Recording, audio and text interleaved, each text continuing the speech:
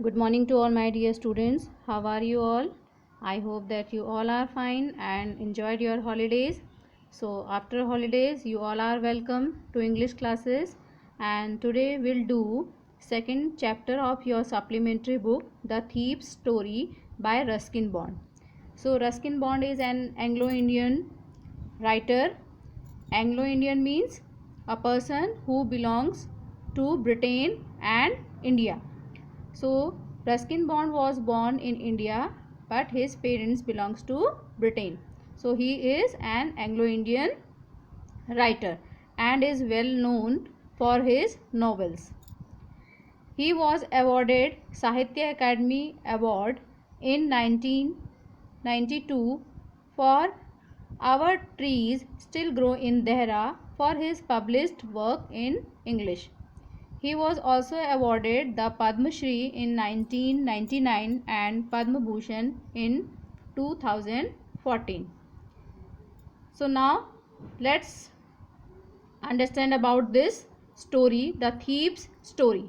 So this story is about a thief, a 15-year-old thief who changed his name every month to stay ahead of the police and old employers. तो जो main character है इसका वो एक thief है 15 year old जो हर समय अपना नेम चेंज करता रहता है ताकि वो पुलिस से अपने आप को बचा सके. And another main character is Anil who is 25 year old and he is a writer.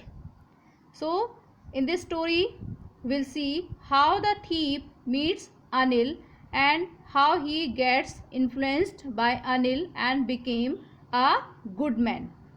So now let's start the story. I was still a thief when I met Anil, and though only 15, I was an experienced and fairly successful hand. So fairly successful hand means to be the master of any particular action. कोई भी काम करने में जिसको mastery हो. तो जो narrator है I is the narrator and who is narrator? Narrator is the thief. तो यहाँ पे थीप जो बोल रहा है कि मैं अभी भी एक चोर था जब मैं अनिल से मिला था. And who is Anil?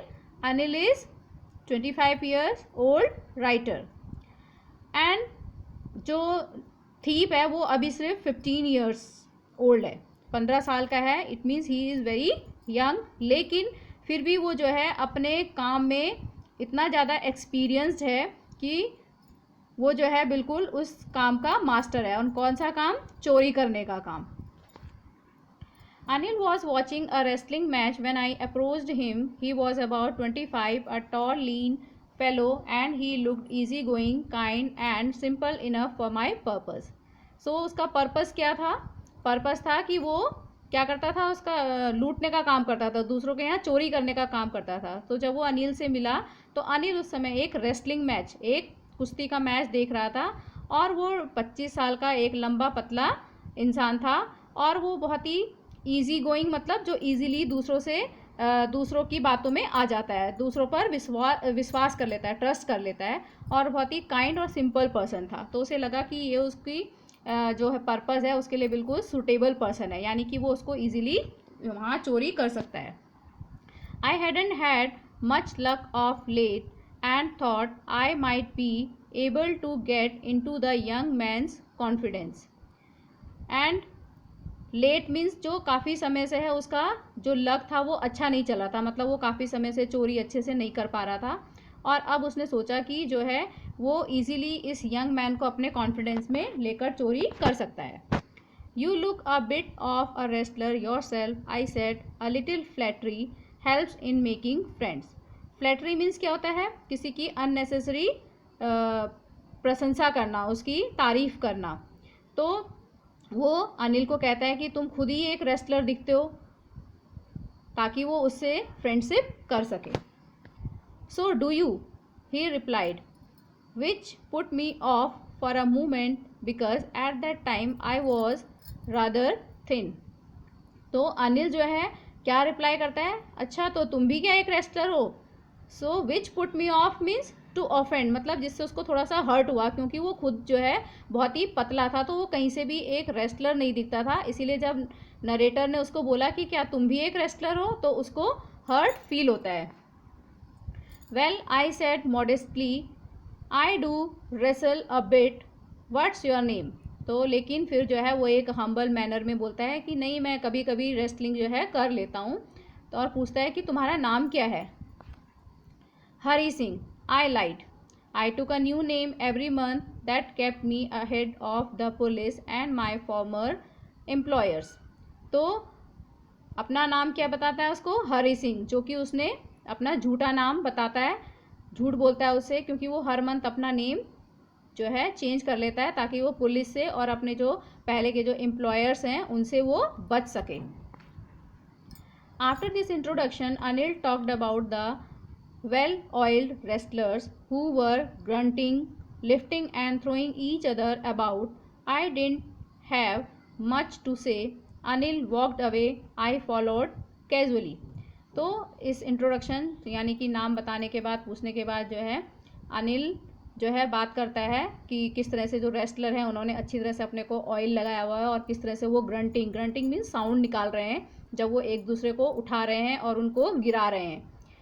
और जो नरेटर होता है उसके पास ज़्यादा कुछ बोलने के लिए होता नहीं है, तो अनिल वहाँ से फिर चला जाता है, लेकिन नरेटर जो है उसको कैजुअली फॉलो करता है, मतलब सिंपली उसके पीछे चलता है। Hello again, he said, I gave him my most appealing smile, I want to work for you, I said, but I can't pay you. तो वो दोबारा से जो नरेटर है उसको दोबारा हेलो बोलता है और जो है मैंने उसको जो है बहुत ही अपीलिंग स्माइल, मतलब एक प्लीजिंग स्माइल उसको पास करता है और कहता है, पूछता है उससे कि मैं तुम्हारे लिए काम करना चाहता हूँ।